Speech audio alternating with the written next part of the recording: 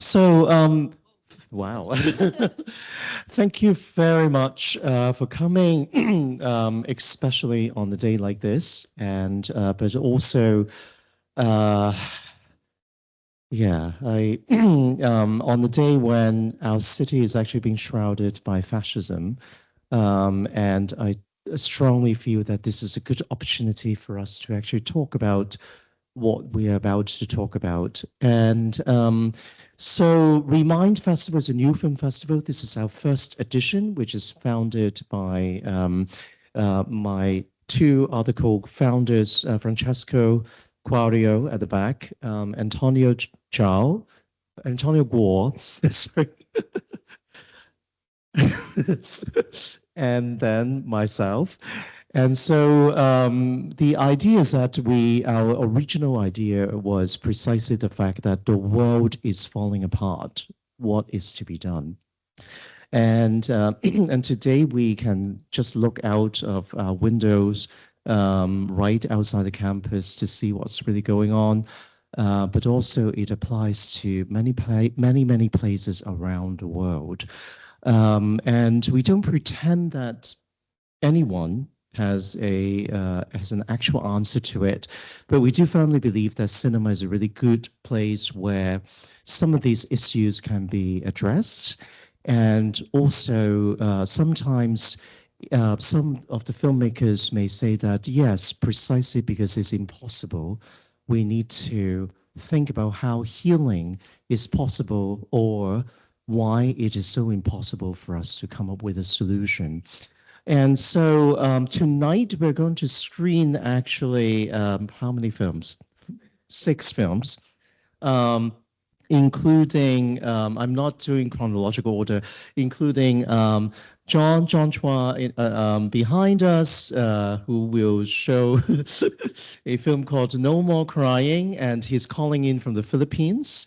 And then we have Viet Vu here, a really good friend of ours, and he is from Vietnam and but living in Brussels. We have one absent person because Zhou Zhenyu from China, and unfortunately because he has a photography gig right now in Paris, so he's earning money, and but he would join us this evening, and then we have Lilly Zhuang, who makes here. And then basically in conjunction with Peter Restrick over there. And then, so she is from the Netherlands and then works primarily now in London. And then basically there is little me and my cat, and also Peter Restrick is also the cinematographer for my film. And then basically I am, yeah, I'm based in London. I've been based in London for too many years.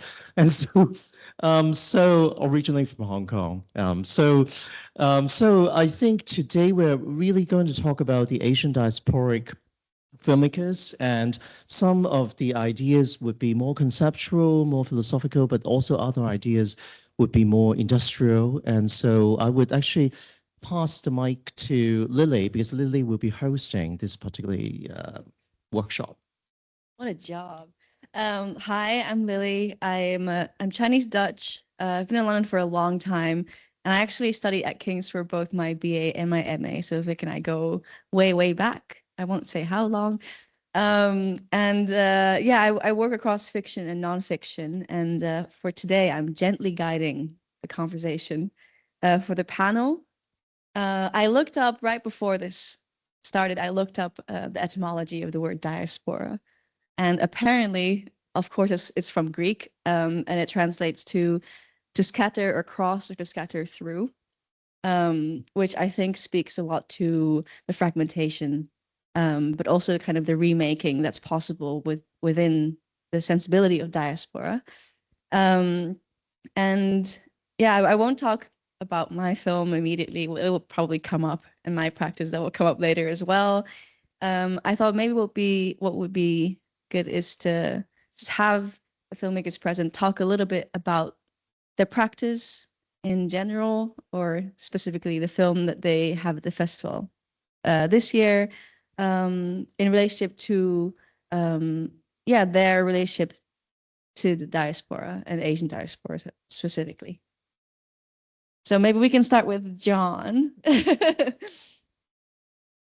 Because I'm the scattered one, not in the room, maybe. So hello everyone. I am JP. You can call me JP. I'm a Chinese Filipino filmmaker and writer. So a bit about my background. I'm what Filipinos would say a mestizo, or a half race, or yeah, mixed race. So my father is of ethnic Chinese descent.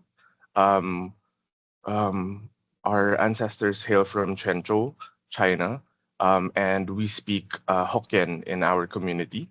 And then my mother is a Spanish Filipino mestiza also. So basically, like the very fair white Filipinos, hence my skin tone. And then growing up, I didn't really want to make films about my heritage. I felt it was so cliche, if I may say it that way.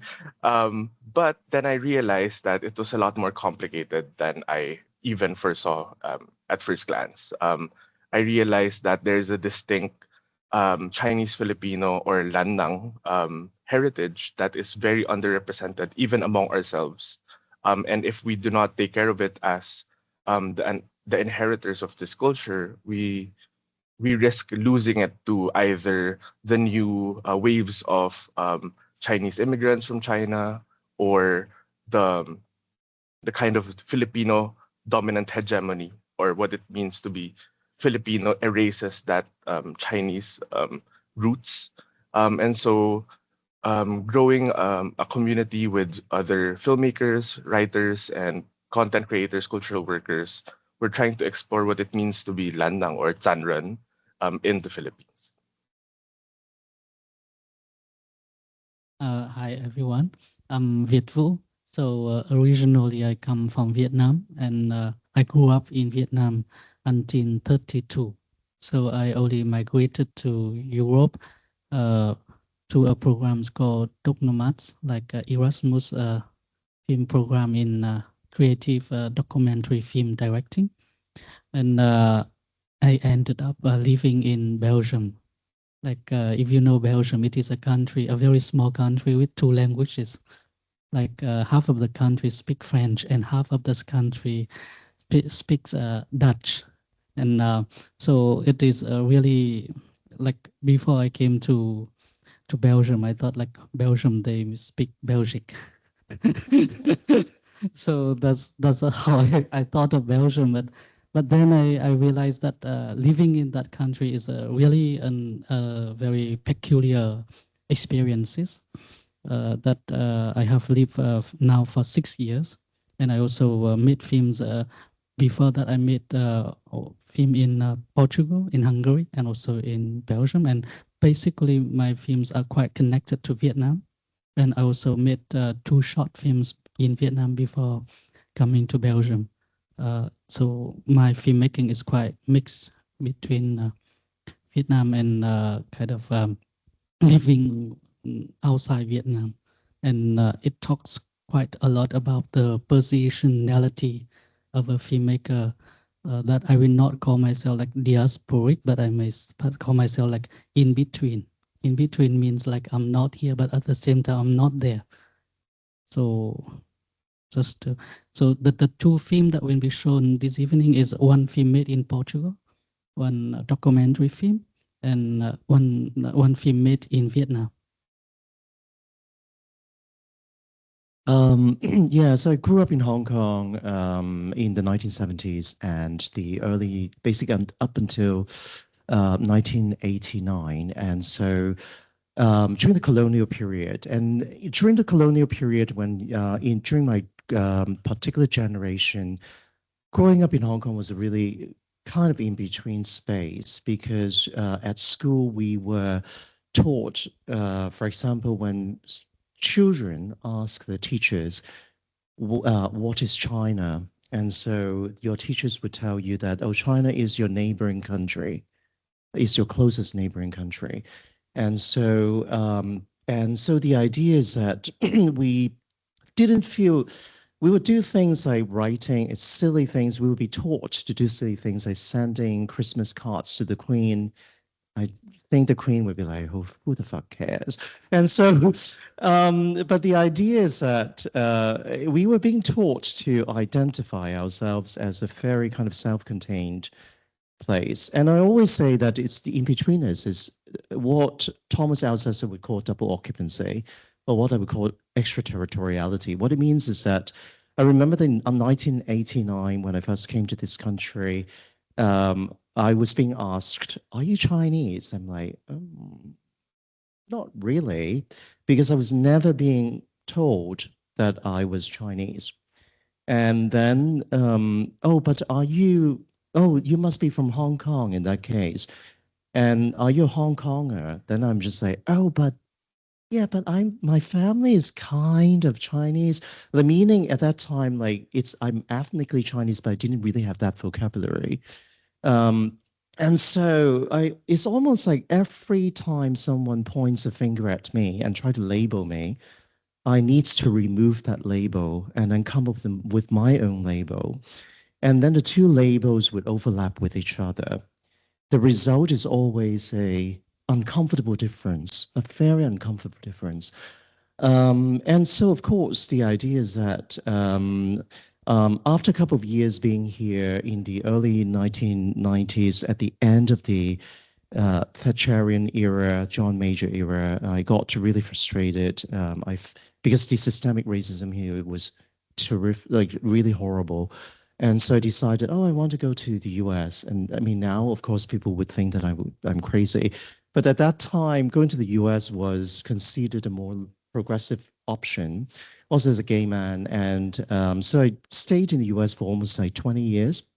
And then I went to Canada, went through to Quebec, like basically Montreal, and went through another kind of uncomfortable situation, the kind of Francophone version of integration, assimilation, kind of institutional things.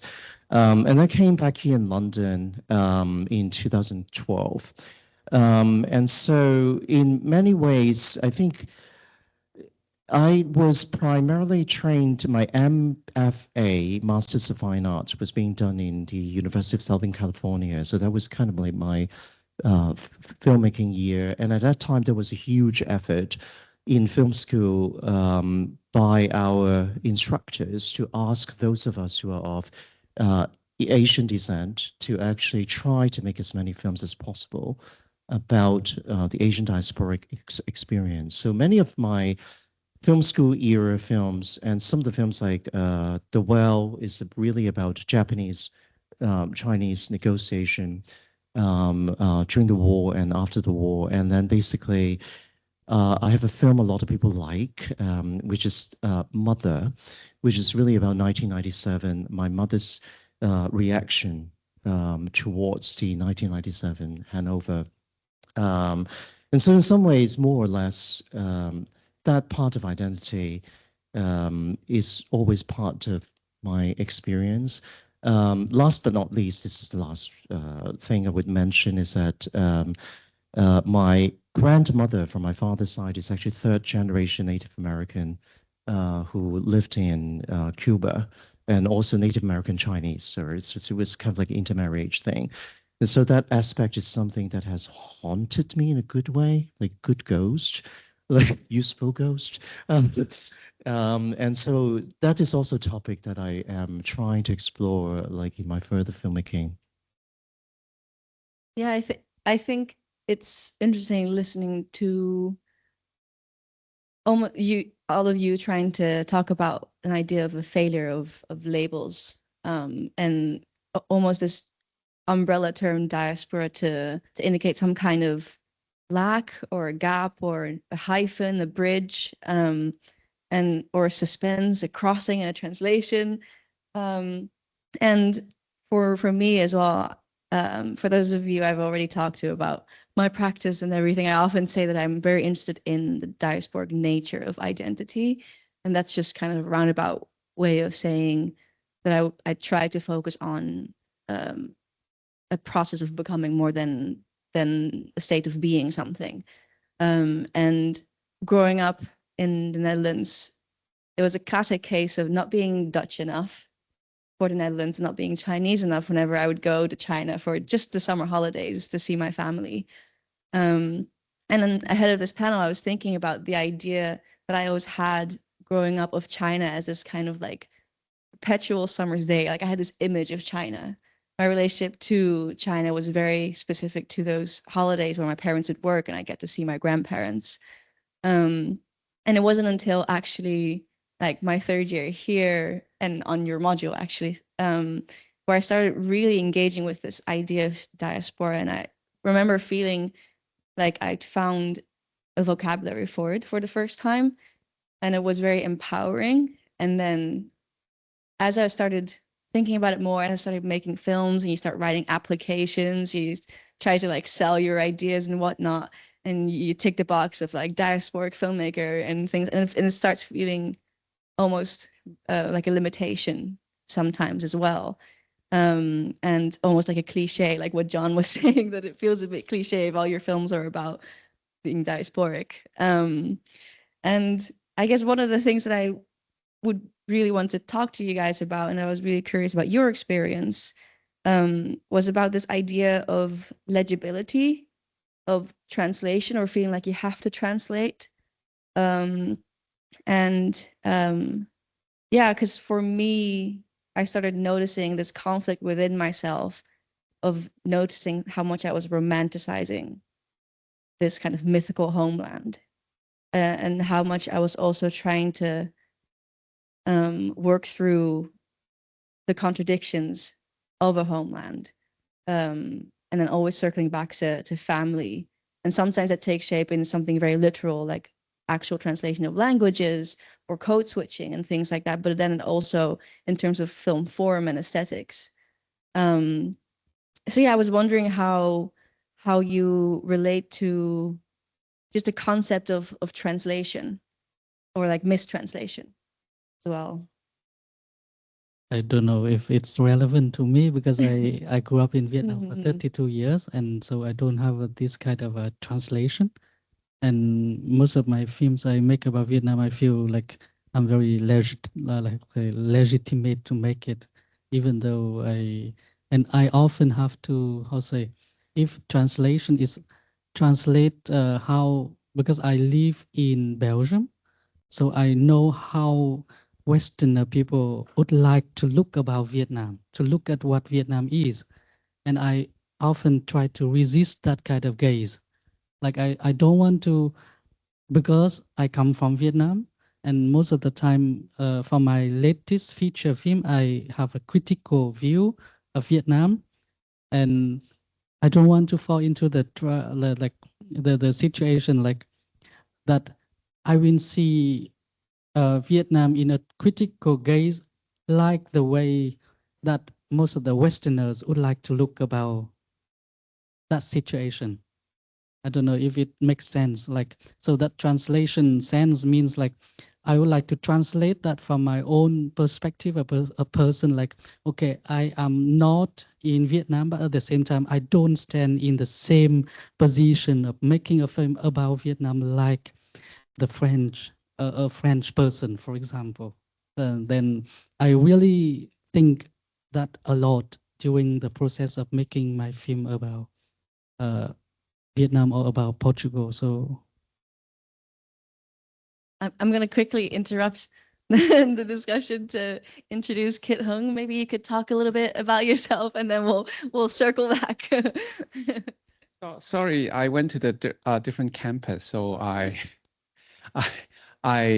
late now. I was actually riding a bike here. My name is Kit Hong. I was I was making films when I was in Hong Kong, mainly focusing in interracial relationship and then LGBT topics.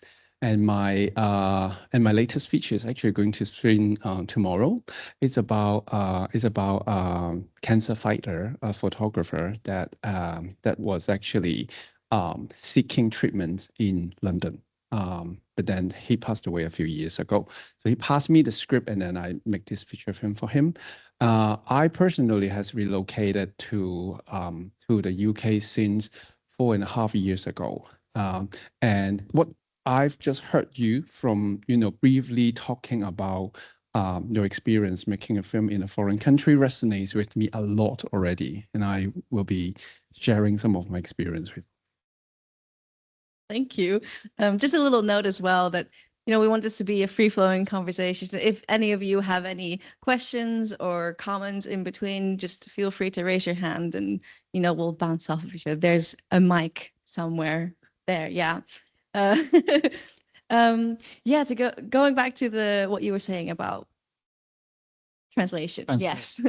Yeah, it's I don't know how you guys feel about this, but especially being active or working mainly in an international film festival circuit. How do you create a certain awareness within your practice and within the idea of having an audience, of almost that feedback loop of trying to, it's because it's like a burden of representation almost. How do you negotiate that? Should let the speakers. Yeah. And also, I don't know if there's a sound notification, but maybe John, maybe you have something to say about this. Yeah. I think, very, very much touches home for me. So I forgot to quickly introduce my film. So my film, which will be screening later, is entitled No More Crying, or Tangko Haulo in Hokkien. And maybe just a quick intro again for our friend. So I'm a third generation Chinese Filipino mestizo, or mixed race. My father is ethnic Chinese, my mother is Filipino. So I really grew up in seeing two cultures, very different cultures, and kind of feeling like not belonging to either one of them. And interesting what Viet Vu said about legitimacy. Growing up, I did not feel like I was legitimate enough to tell Chinoy or Chinese Filipino stories because I was not fluent in Mandarin, I was not fluent in Hokkien, but conversational. And I think I rooted my stories in the conversations that I were not able to have. Um, and so that's where No More Crying really kind of became my cultural turning point in my practice because I've always made films, but I've always avoided my stories. Thinking that I could tell quote unquote Filipino stories only for me to realize that my imaginations of Filipino-ness are just, half fictions or hollow fictions of what I try to ascribe to a notion of a nationalist Philippines. So No More Crying is a story of a photographer. It's very autobiographical. It's a story of a photographer trying to create his grandmother's funeral portrait. Um, and I realized because of either my shame or worry of relating with my grandmother in my broken Hokkien, um, that I was not very present for her. And then I realized, how can I commemorate the life of someone who I do not fully understand or was not fully there for when they were around, but I really, really love her. And so that led me to trying to tell the story of a transgenerational um, barrier or generational gap, linguistic gap. And so now, since No More Crying, and as I proceed, a lot of what I do is actually, I think, translation. Um, so my grandparents, they are Chinese writers, so they wrote in Chinese, and they're actually award-winning writers in Chinese and Southeast Asia, which I only recently kind of reclaimed or unearthed for my own experience. And so I did the translation project with my brother. He translated, and I wrote the critical essays about trying to understand their literary history of how they migrated from China to coming here and how they began their own artistic practice. And then the short film that I'm working on next is an adaptation of my grandfather's experience as a high schooler in 1940s Binondo. And growing up, I always felt like he was the most Chinese of everyone I knew. But then I realized he too had his own circles of distance, of him, because he was born in Quanzhou, migrated to Tacloban, which is a region in the Philippines, and then migrated to Manila for high school. And so he too felt alienated and lost. And so I realized this sense of yearning for belonging is a Chinese Filipino experience. And so tapping into that experience, whether in Chinese, Hokkien, English, Tagalog, uh, helps me kind of paint a portrait of what it feels like to be Chinese Filipino. And I totally agree. It feels like a burden of representation. I have to keep singing about what it is to be Chinese Filipino because there is so little written or made about it, especially of the newer generation. Um, but I think in the process, it builds a community, which that's what helps me keep going and trying to articulate this identity. Thank you. Yeah, I have seen your film already. It was a little sneak peek for me. There's a particular sentence in your film. Your main character says, "It's not my fault. I wasn't here." And for me, that encapsulates so much of a discourse of distance or the kind of gap between longing and belonging, and that you're speaking to. And yeah, the kind of the practice and the workings of memory and image. And I know, Kate, that you've made films specifically also with a certain narrative to Switzerland as a space. And I was wondering if you could, yeah, if you could talk a little bit about this concept of distance and, but also like the likeness, because in Soundless Wind Chime, the doubling. Yeah, I was wondering if you could elaborate. Actually, I seldom make film that's not transnational. Most of my work is talking about transnational relationship that actually reflect my personal relationship. So I have a relationship with a Swiss man for more than 20 years already. So begin as a boyfriend and now a long-term partner and husband. And then I've been always interested in, this cross-culture, how different culture understand each other. So my first film, Soundless Wind Chimes, is basically about my relationship with my parents-in-law who do not speak English, but at the same time, you feel very close with them. So we actually do not have a common language in between, but we communicate through very simple word, like basic kindergarten German. At the same time, a lot of eye contact, a lot of gesture and care of daily practices. So, for example, that I will always go to them to have lunch, and then it's like all this. We share festival and share different type of cultural holiday together. So this is like the connections I build with my with the space that I don't feel belongs to. And I think it's also very important that they how do you say that gesture, that openness of accepting you to a family is actually very different, is also very important. So I was fortunate enough to be introduced as one of the non-white, non-Western, or even like the only gay man in the village during this time. It was 20 years ago. And then I was, I think somehow this confusion or don't know how to react become the space for me to explore certain kind of intimacy, or explore certain kind of deep connections. Yeah, and then of course then I also introduced myself to the Swiss film industry in order to make me to do like co-productions and film co-productions.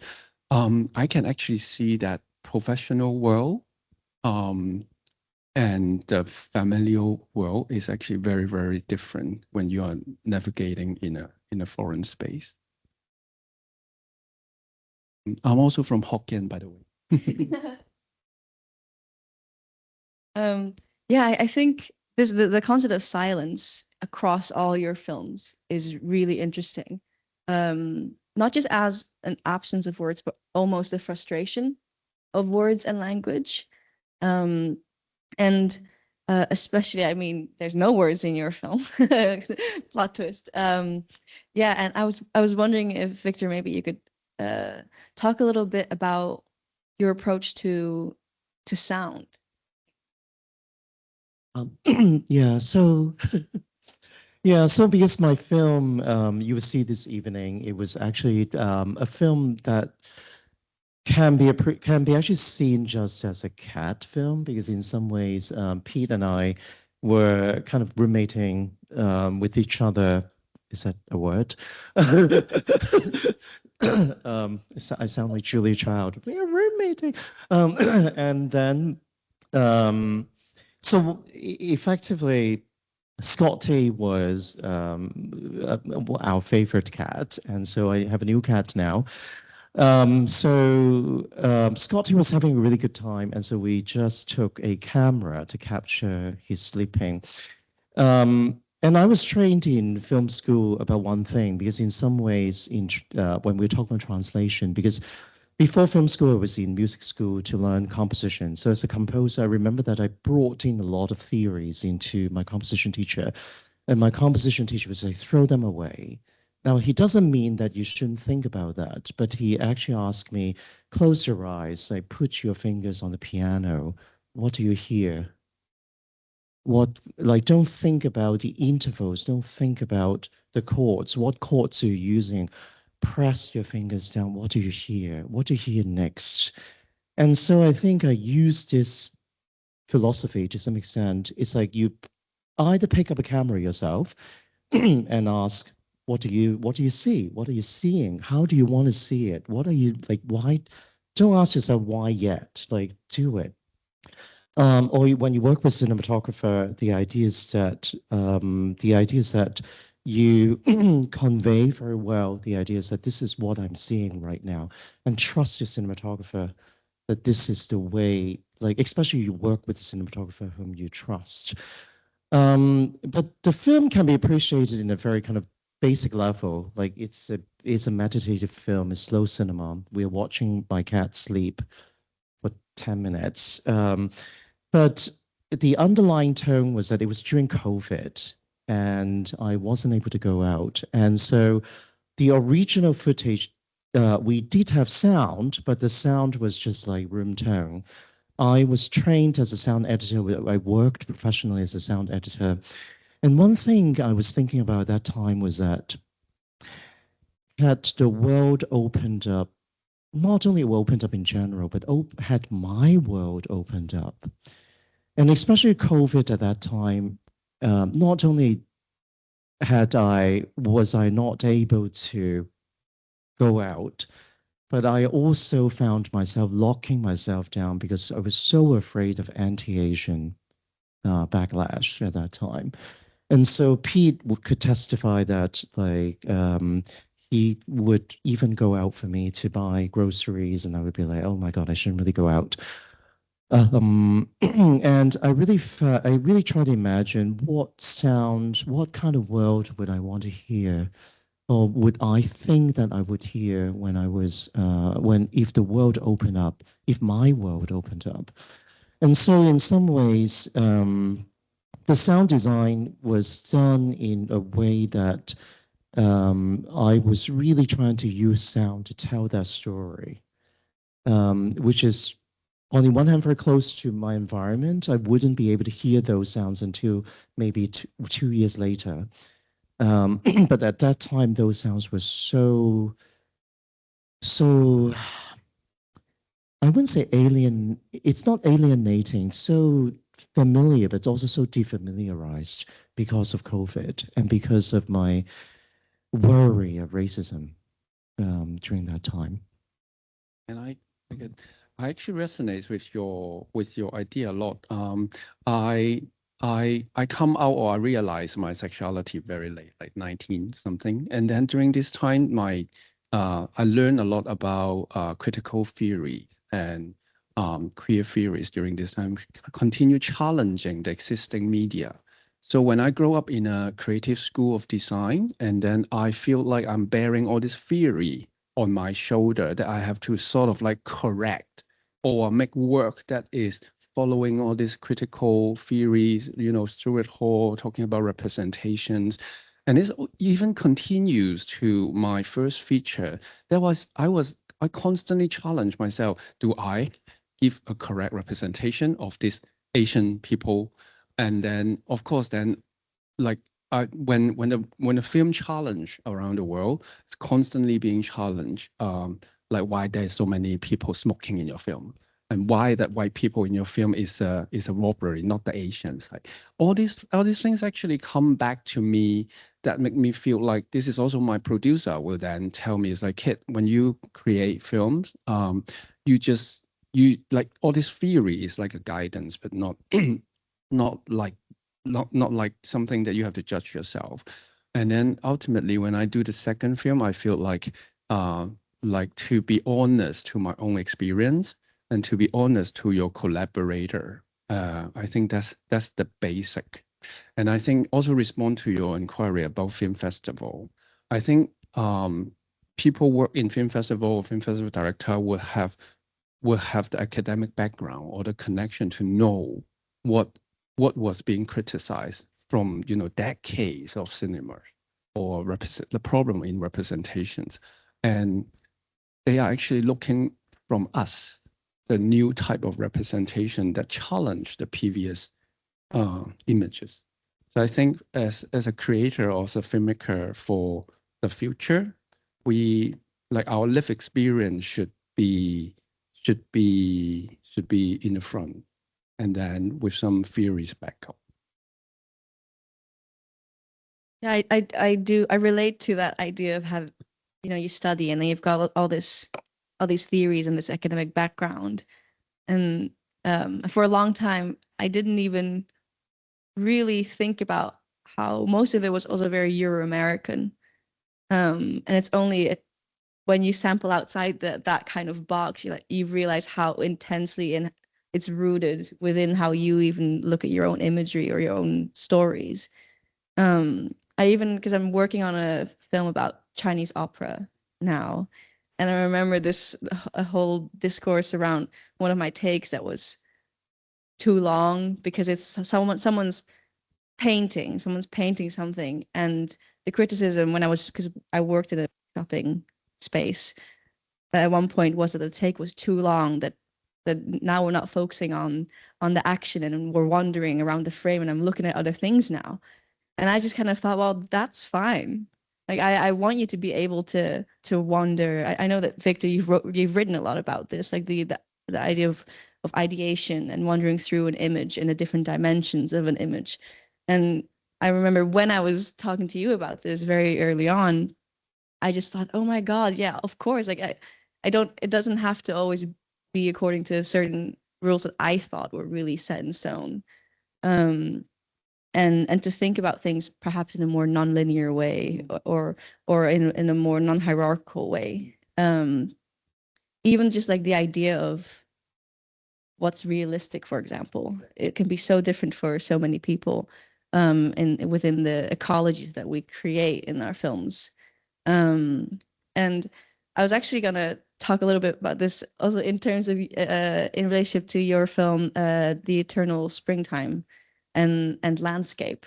And I guess also like the long takes within that and the perspective with how you approach perspective in your practice.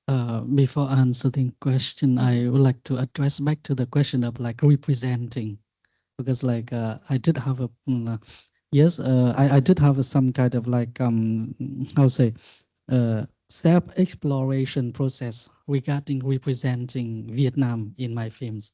Like early in the, I must say, like for the first 5 to 7 years of making films, I have this kind of process, and it is a journey of self-exploration inside myself.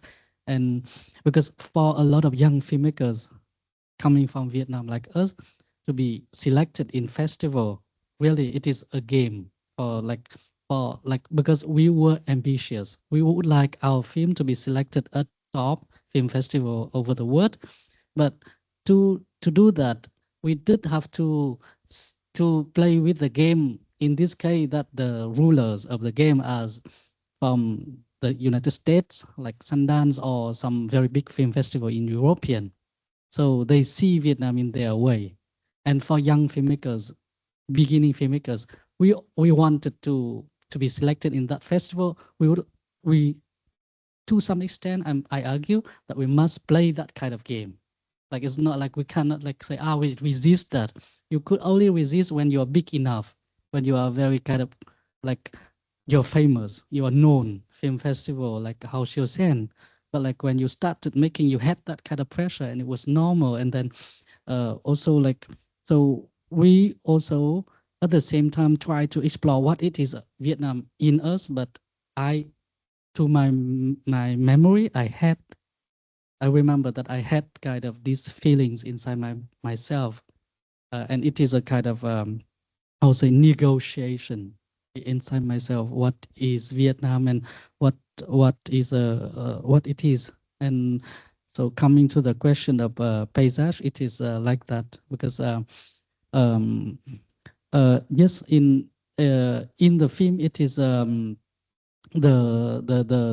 landscape is a part of the film because the Eternal Springtime is a story about the landscape in a post-colonial time in Vietnam.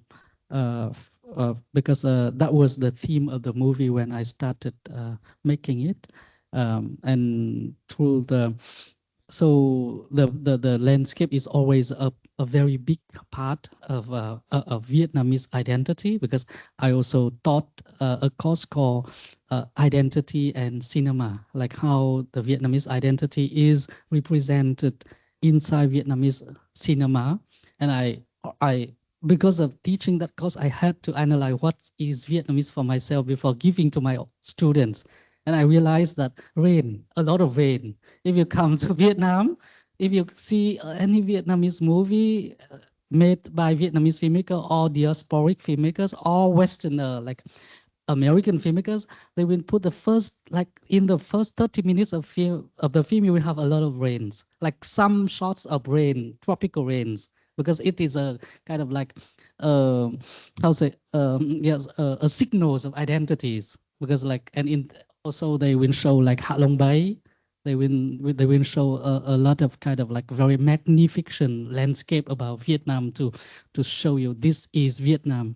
And so yes, but in my film I would like to explore how that kind of landscape also like stand in the kind of post-colonial time, because the film is very simple about like how a son really contemplate about a land, a country in the post-colonial time through the image of the mother. So I show the landscape. I did want to show the landscape in a beautiful way. And at the same time, I would like to also to show the landscape in my own post-colonial view, because I have a kind of melancholic view on that. And at the same time I did a experimental strategy of like fragmentation. So the film, 2/3 of the film is by still image, like it's still images. And I remember that when La Jetée, the director of La Jetée decided to choose still images, Chris Marker. So because he believes that with the images you can play with time, you can jump from past to present and jump back to past participle, because it's not moving image. So I also want to play with that, and that is also a part of fragmentation of the landscape. I don't know if it answers to what you to ask. Yeah, I think this idea of fragmentation and messing with the image is a very interesting concept, because in certain ways, the film medium can be understood in relationship to displacement. Like the idea that you take a bit of time, a bit of space, and you rearrange things, and it forms a different narrative, and it's about our relationships to different fictions in that sense. Yeah, my next question was going to be a little bit about the deconstruction the disconcealing of image in all your films, because in a way, thinking of films as image making is very diasporic. And I was wondering how you guys relate to the idea of an image in your films. Can I just quickly answer about displacement? In fact, the theme, The Eternal Springtime, is set in Vietnam and made in Vietnam before I came to Europe. But it is a film about displacement. It's a displacement. You don't need to like being displaced out of the country that you feel displaced. That film, I feel totally displaced inside the Vietnamese society. And that is also when you say about fragmentation, because I grew up inside the Vietnamese society as a gay person, and I always try to self-censor my own identity, and I felt like I did not belong to this culture, and I always felt like I am displaced in my own country, and that is the thing that I address in the text of the movie also. So I just want to say, like, a displaced does not mean that you have to be in Belgium to feel displaced, even though in Belgium I've experienced another kind of much more severe displaced, but it does not mean that like inside the country you don't feel displaced. Like, I don't know if that makes sense. Yeah, I could when I was watching the film, I was thinking about disjunction and displacement as a sensibility. Yeah, anyway. John, do you have any thoughts on that? I realize that sometimes I forget to turn around. No problem. Can you restate the question on image? Sorry? Can you restate the question on image? Oh, yeah. Yeah, I was wondering how you approach your relationship to the image. I guess also specifically Okay. because in your film it's so much about likeness and about finding an image as well. Yeah. I think when I was thinking about images, definitely for No More Crying, it was shot 4 years ago, so a lot has kind of happened since then. Before, I think maybe just for context, I realized my practice really tries to respond to in the Philippines, there's called the Manopo series.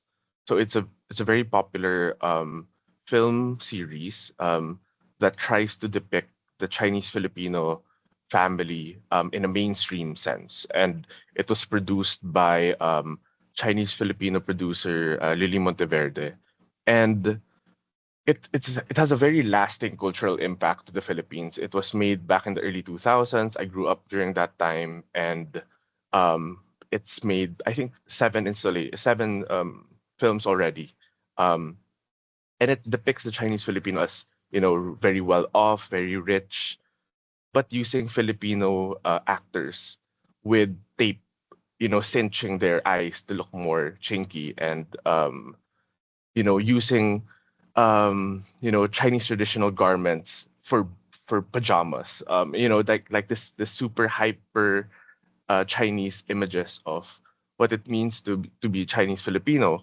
So there's always that kind of alienation of not just me with my own familial background, but also the images around me growing up in the Philippines. And so does it mean to be Chinese that way? Like growing up, it was very confusing. And so when I was making No More Crying, I was trying to not just make my grandmother's image, but also trying to locate Stephen, or the avatar of myself in the family. Because when the aunt in the film is asking, were you part of the vacation photos or whatnot and whatnot, I I was also asking if the character of Stephen also belongs in his own family. And so in that film, the image is both of the photographed and the photographer. Like, what is their place in their family? And since then, I think I've started to question the image as a imaginative act, of imagining new place of new places of belonging for the Chinese Filipino, whether it be the lost, penniless Chinese Filipino of the 1940s, or of the third generation Chinese Filipino in present day, and also the new emerging new immigrants of Chinese mainlanders who came to the Philippines post 1990s, and a new kind of identity is forming in the community right now. And so um, the I guess just my thoughts. I think in order to create new images, we really need new mechanisms of production. And I think that's what I've been trying to put my finger on how do we mobilize the community to show them that there are new images. If you didn't like Manopo, how do we respond? How do we create our own representation? And I'll find out the answers once I finish the film, my next film. So those are what I'm trying to grapple on so far. Yeah, I think what you said about imagining like an alternative speaks to so much of what makes film really powerful, the relationship and the proximity between imaging something and imagining. It's another your book, Victor. Yeah, the possibilities of disrupting what we're used to in terms of the mechanics of production, like you were talking about, John, and how much of that actually is almost made possible because of the in-betweenness, because of the interstices that we stand on what as filmmakers, but and image makers, and then also in relationship to our diasporic experiences. And I guess that also speaks to, I mean, the festival and this idea of healing. I'm going to bring it back to the festival, and the meditative qualities of thinking through a discourse like that. Something that's, I think, very present in your film, Victor. This idea of meditation and of the here and now. And I was wondering if you could talk a little bit about that idea of the instant and how that can help us understand the pathway towards healing. Yeah, because I think it's very interesting because today our conversation does invite me to think about my trajectory, creative trajectory.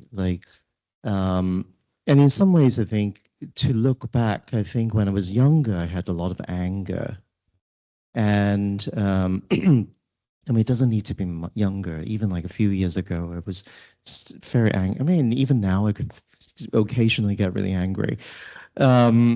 And it's okay. The idea is that I'm not saying that, well, because in Buddhism is not, Buddhism, I'm a Buddhist practitioner. And in Buddhism, it's not to, Buddhism never tells people that you shouldn't be angry. The idea is that you need to know that if you are now very angry, you need to tell yourself at this moment, oh, I know I am angry. The moment you suddenly realize that, yes, I am angry, I know I'm angry, you are already changing the dynamic from your being controlled by your anger to your starting to control that, taking control of that anger. And that can be very subtle. And sometimes I'm not saying that it works 100%, because sometimes your anger is so huge that you are unable to control it. And in Buddhism, you do need to know that, yes, you are bursting out with anger, but you also have a particular, I guess one thing is that my Buddhist master told one interesting story. The idea is that one of his disciples is a police officer, And the police officer went up to the monastery and asked my Buddhist master. And the police officer said, "I'm really sorry, I killed someone. And it's my job." And basically the Buddhist priest told the police officer, it's like, you know what? At least you're doing one thing. You came up to me. It means that you are mindful of what you have done. It's already better than you're not being mindful. So you need to acknowledge that you're already taking one step. And the other thing is that instead of thinking about regret, the idea is that if someone stick a knife into your heart, if you stick a knife into your own heart, don't stick it further and twist it. Just know that that knife is just there, and how to try to resolve it, and try to know that it's there, and to tell yourself that it doesn't need to be there. There's a way to get it out, but you need to take time. The idea of meditation, I think image is really useful because I think when after Pete and I saw the footage, first of all, we found ourselves very attracted to that 10-minute of footage. And we had more than 10 minutes. My cat slept for a long time. But we were really attracted by it. And the idea is that we could watch it without sound and without really thinking about any other things. And the idea is that it's not whether or not you're thinking about anything. The idea is that the image allows you to focus on the very here and now of the image. You're not forcing yourself to say that, oh, I don't want to think about any other things. In fact, sometimes other things would come to visit you. But it's not that you're saying that, oh, these things go away. But the image is so powerful, but so delightful that the moment you look at it, you are drawn into it, and you pay attention to every single details of the cat's breathing in,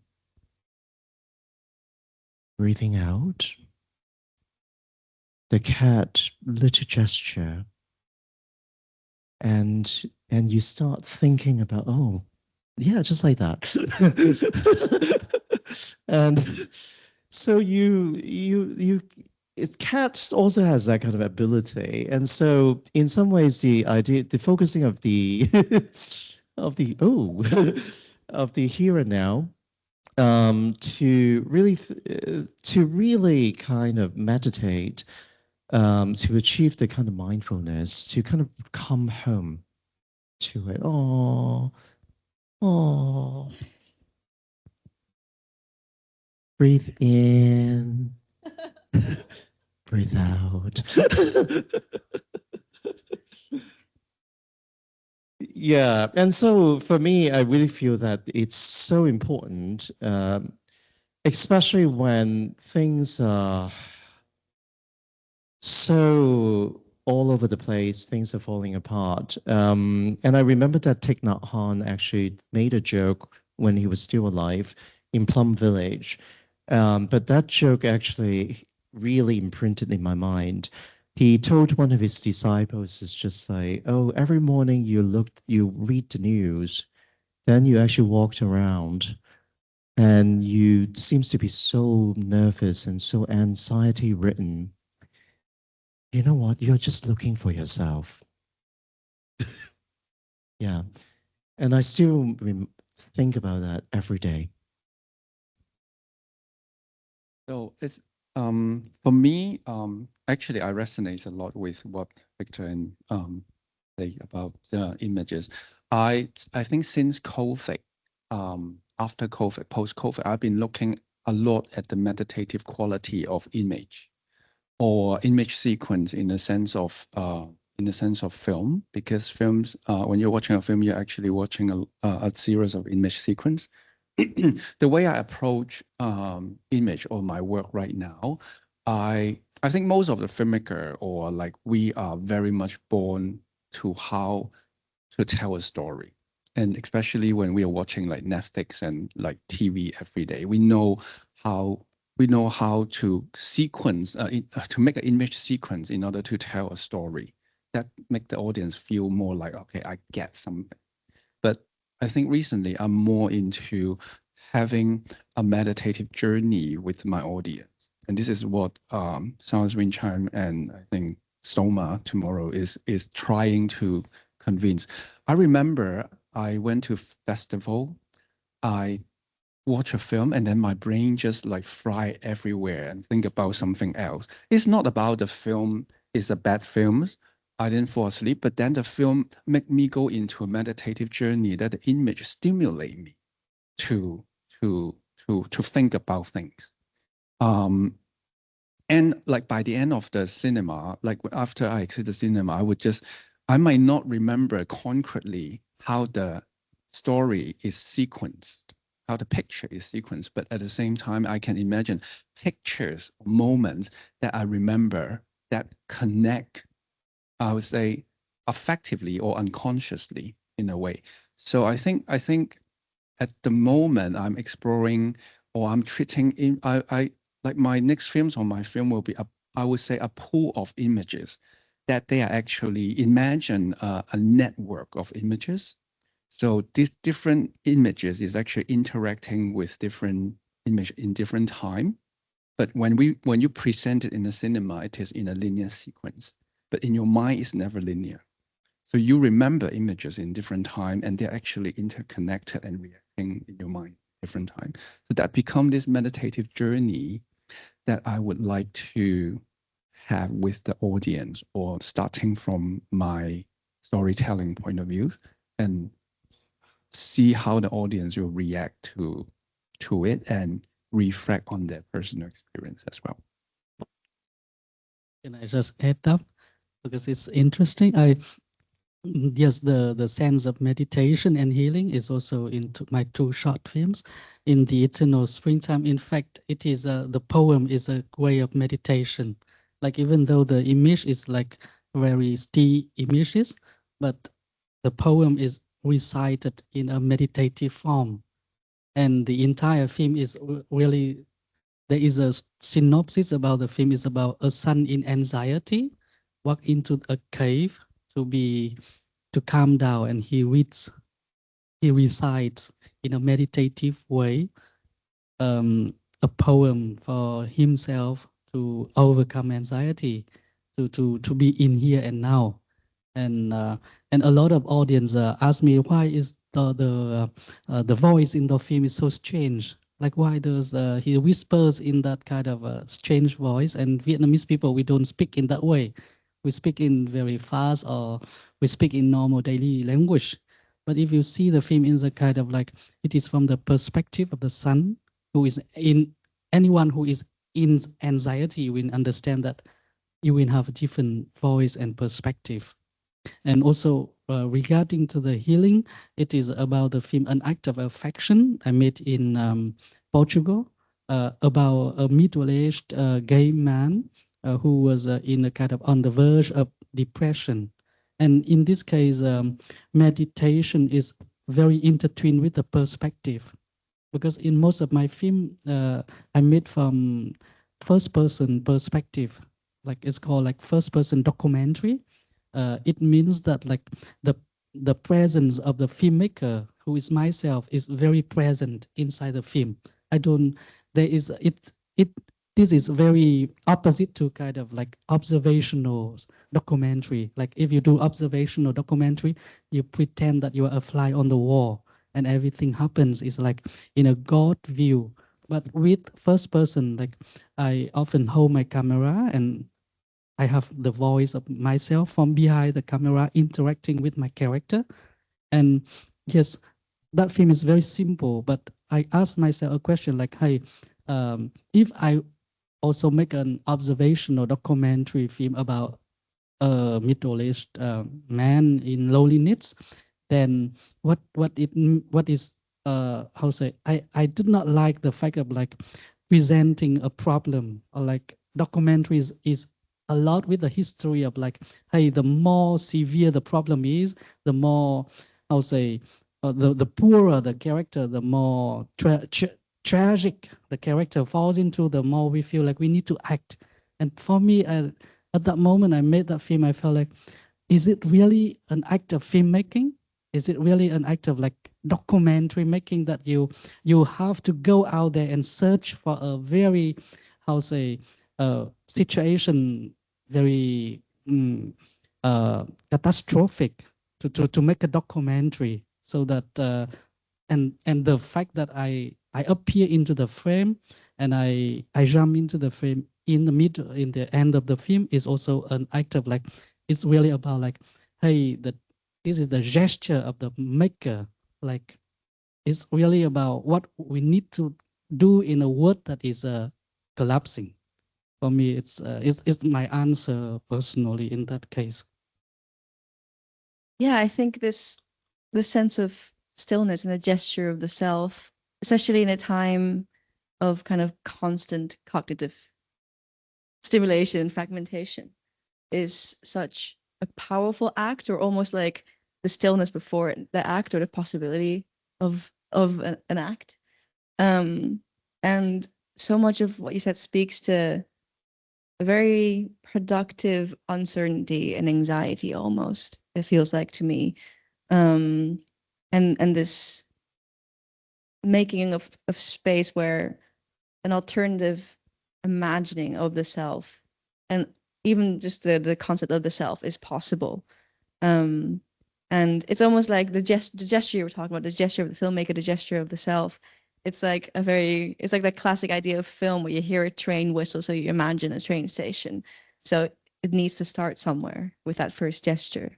I don't know where I'm going with that thought, but that's what it made me think about.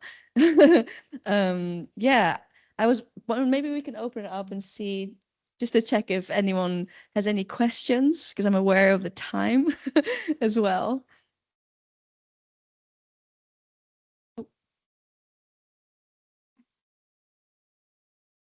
Hi, thank you so much for all your thoughts. It was really interesting to listen to everybody's take on what the term diaspora means to them personally in their filmmaking process. And listening to you all talk about your experiences as diaspora filmmakers, and thinking about the theme of the festival, which is about healing. And then I had a conversation with Lily just before the talk, and we were talking about this idea that, you know, to be diaspora is to experience a kind of trauma, to be outside of, to be in between, and yet it's a point that Lily made at the beginning of the talk was like that identity itself is diasporic. So anyone who doesn't identify as diasporic is ultimately kind of living in this sort of facade where actually, and I was thinking about the fascist protests that's going on outside, and thinking about all these extremely insecure people who call themselves white British, who are ultimately like descendants of immigrants, who are claiming a space for themselves through exclusion, and then thinking about like diaspora filmmaking as like an act of resistance, almost naming a lack, and how, you know, in therapy, when you go into a therapeutic kind of process, the first thing that you get taught by a therapist is to name the trauma. You know, it's to name the thing that's making you grieve, to making you sad. And I just wondered, like, how each of you as filmmakers relate to this idea of diaspora as, yes, like at first sort of a traumatic kind of approach that can bring healing through naming, through identifying that in-betweenness, that lack. Sorry, it's quite a long question. Questions.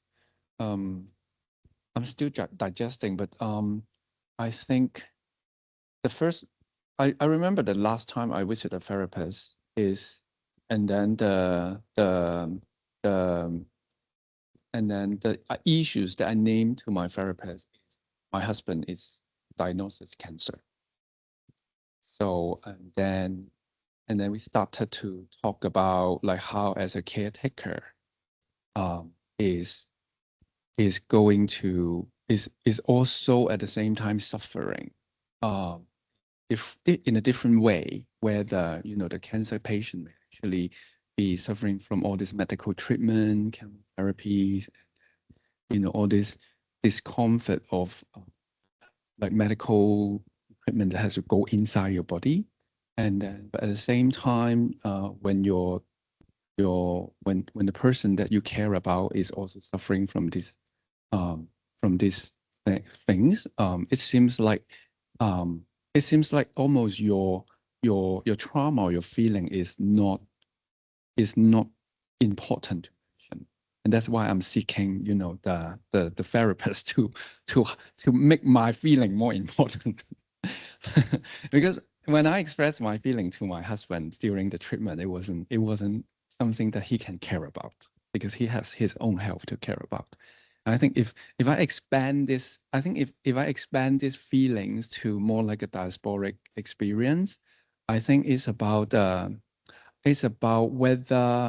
whether especially from the Hong Kong diaspora community, we was the majority in Hong Kong. Even though, like, when I'm in Hong Kong, I see so much of this, discriminations against Southeast Asians and things. Whether our experience is worth talking, or how can we foreground our experience to the public, where we are the minority voice right now. This has actually been a key struggle for me when I'm creating Hong Kong story, when I try to talk about Hong Kong issues or diaspora story in UK since I moved here. Because I don't know whether, like, how can I make it important to people outside our community. That's always my struggle, and I'm still struggling. I would answer this in the sense recently I made a feature movie about a refugee, a Vietnamese refugee, and he has been displaced in Thailand before coming to Sweden. And it is not a typical Vietnamese refugee story like in the 1975, and because of the war they have to go, but it's contemporary refugee nowadays, from Vietnamese nowadays. But it still resonates a lot with the question of like the trauma, because in this case I don't gaze myself, I gaze another person. I hold my camera and I film another person, and when I film, I really aware, like I always question myself, do I have any kind of like show any kind of privilege as a camera holder, a power that I have, and how can I just like try to make that power dynamic very balanced? What can I return to the character? Because so I try to be fair. Let's put that way, to be simple, to be fair, and by letting him to tell all of his problems, of his struggles, and of his trauma back in Vietnam and also in Sweden, in Europe, and then the film was shown in Rotterdam. And then we invited the character to Rotterdam in February. And then while watching the film, he cried twice. And then on the stage, he cried one more time. And at that moment, I realized that, oh, my film succeeded. It's not because it was shown to audience. It succeeded to him because it helps himself to recover. Like, suddenly we realized that, and he became so so touched. He told me afterwards that, like, oh, this film speaks for me, something that I cannot speak by myself to the world.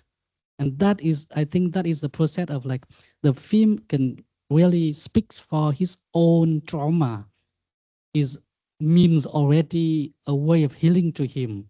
because it helps him to overcome that.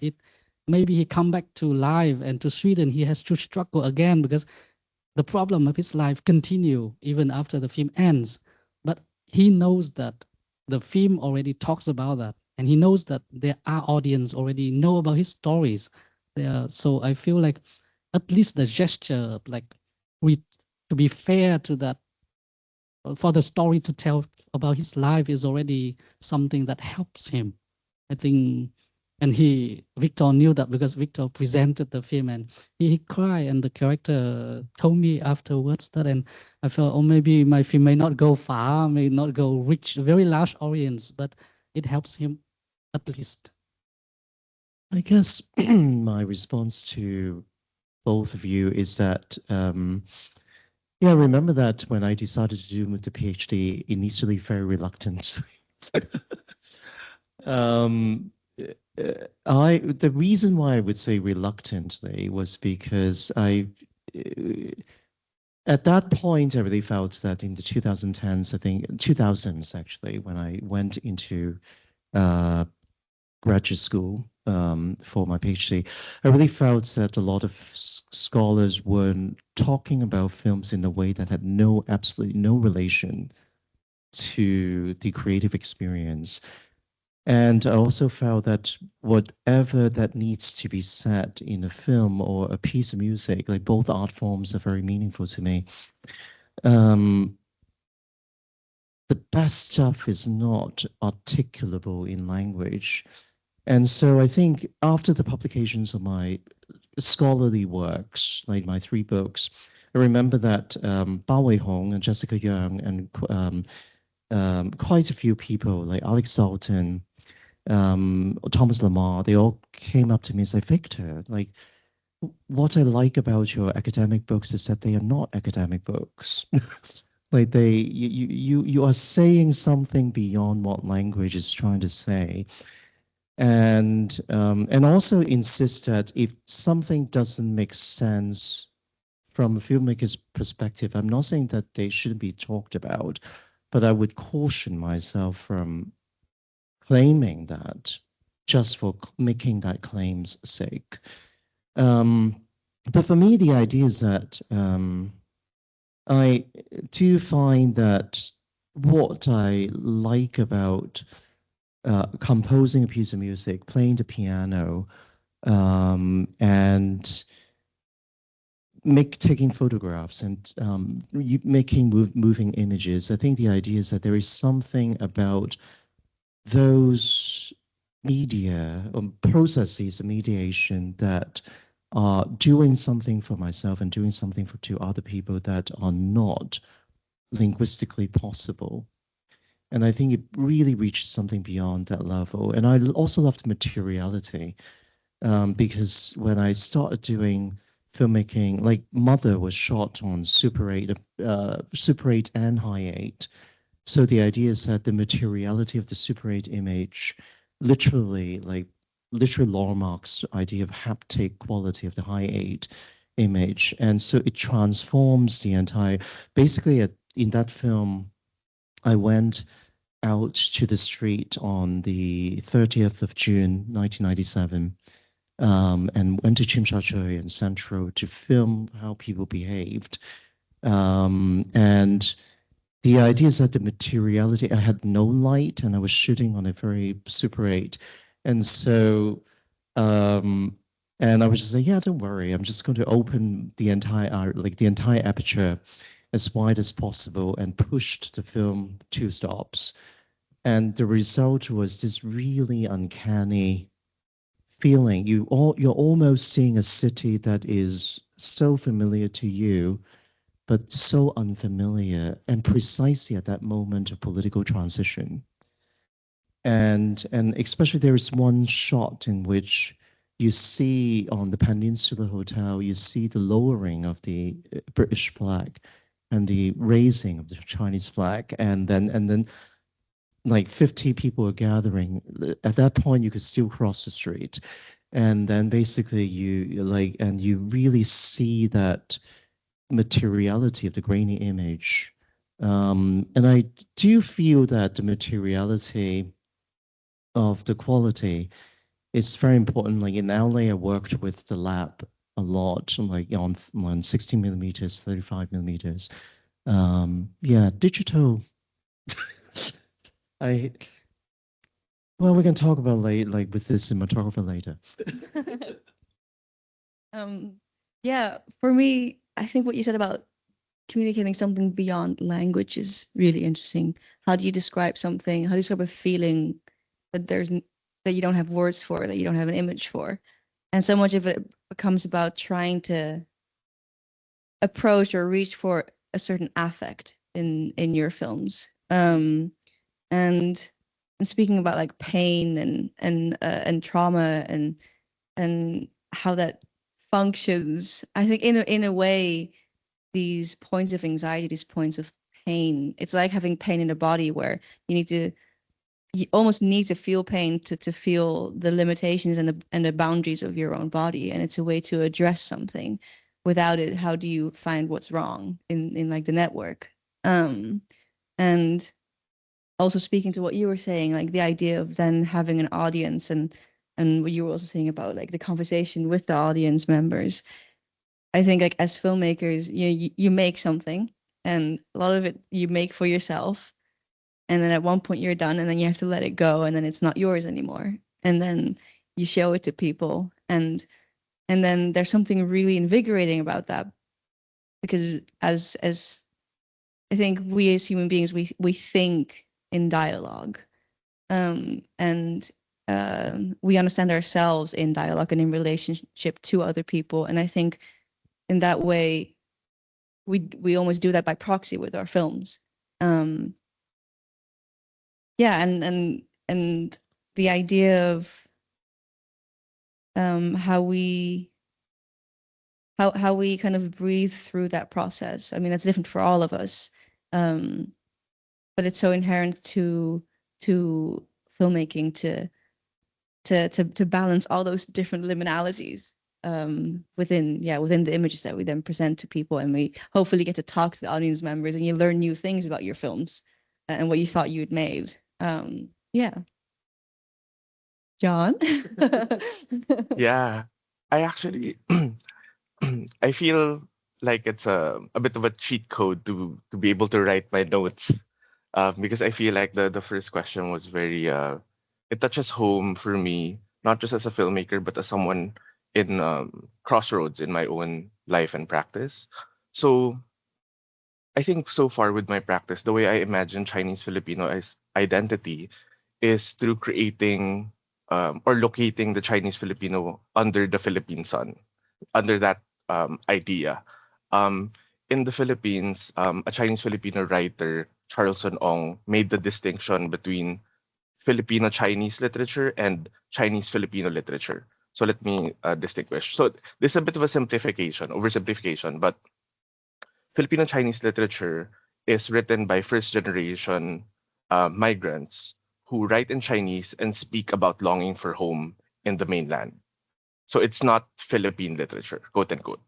And then Chinese Filipino literature is written by second, third generation, including myself, usually written in English or Filipino, which is of the educated class, speaking about making the Philippines their home and interacting with the broader Filipino society. And right now, that's where I currently still sit in terms of my practice. And I feel like there's still a lot of literature and films to be made about locating ourselves here. And I feel very thankful that a lot of the vocabulary that I have gained over the years to locate my identity was through experts here in the Philippines, like Teresita Angsi, who is the founder of a NGO of Chinese Filipinos, and Sir Joaquin C, who is a Filipino. He's a Chinese Filipino who translates from Chinese to Tagalog, which is very rare. However, I also recognize that a lot of the experts that I look up to are actually based abroad. There are like Carolyn Howe, Kyoto University, Richard Chu, UMass Amherst, Bliss Kualim, UC Irvine, now University of Toronto. And now that I'm moving to Hong Kong as well to pursue my own master's in Chinese University of Hong Kong, does it mean that to be able to articulate my identity, I am also someone who leaves? And I'm struggling with that kind of Filipino guilt, brain drain, tension. And I do find comfort in a paper that Carolyn Howe wrote. So there's a bit of a academia battle in the Philippines where somebody said Carolyn Howe should not speak for the Chinese Filipino community because she's based abroad. So she's not a quote unquote insider. But she says, isn't migrating part of the Filipino experience? Like, there's so many OFWs in in the world. I do find comfort in that, like having to leave. But at the same time, there's that tension there of me claiming under the Philippine sun. But at the same time, where am I under the Philippine sun? I'm in Hong Kong, for example. So yeah, there are, I guess, layers of identity and layers of moving in when we try to articulate what diaspora is. And I have to, I guess, go through that tension as I try to re-articulate or refine my footing in my next, I guess, chapter of practice.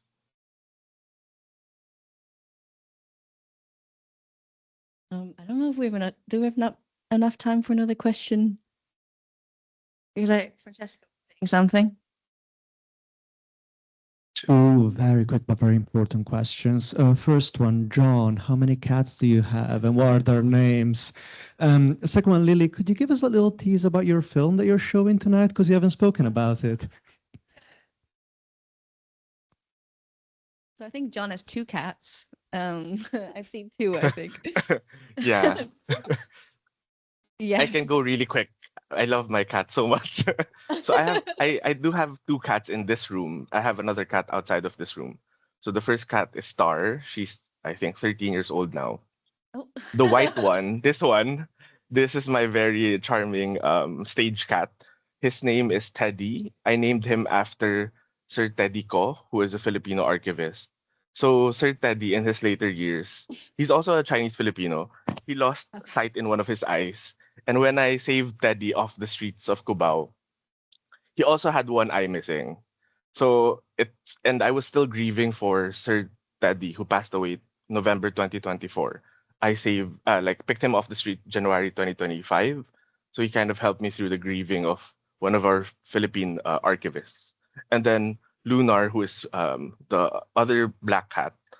He's my firstborn. I birthed him myself. Yeah, those are my cats. Okay, I would love to hear about your film now, Lily. No, I always want to hear more about your cats. I know all about my film. Yeah, so the film I'm screening tonight is called Here. I directed it, Pete wrote it, and it's a film set in sunny Yorkshire this time, and it's between the kinship that is it's about the kinship that is kind of blossoming between Caden, a farmhand, and Lucas, another farmhand. But underneath, I guess, the plot, a lot of our conversation, so the conversation between Pete and I, became about the characters' different relationships to belonging, especially the 2 main characters. And central to the film, it's actually just we have this really long scene of their conversation, and all the other scenes are just almost there to make this scene possible. And there's a conversation about the land and about one character who was born in Yorkshire, and another character who's biracial, and is Jamaican and Pakistani. And within this conversation, you've got one character who can't wait to leave, is worried that he will, if he stays too long, he'll get stuck, and he doesn't want to belong to this place. He almost wants to kind of negate that sense of the identity that he has. And the other character kind of, in a way, questions that narrative, because for him, being able to even say that you belong somewhere was so much more problematic and took so much more. And so that was a lot of the, I guess, the little flavoring of the diaspora in there that I really wanted to work on with Pete. But yeah, that's kind of in short what the film is about. The screening for all our films is at 7, so if you can make it, that would be great. I don't actually know where in the building, but it's still it's downstairs. Okay, great. Yeah. I guess on that note, we've run out of time. Thank you to all the filmmakers. Thank you, John, for zooming in. And yeah, thank you to the audience as well.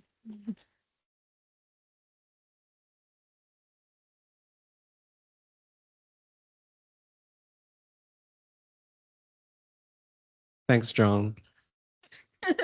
Thank you. See you later. No problem.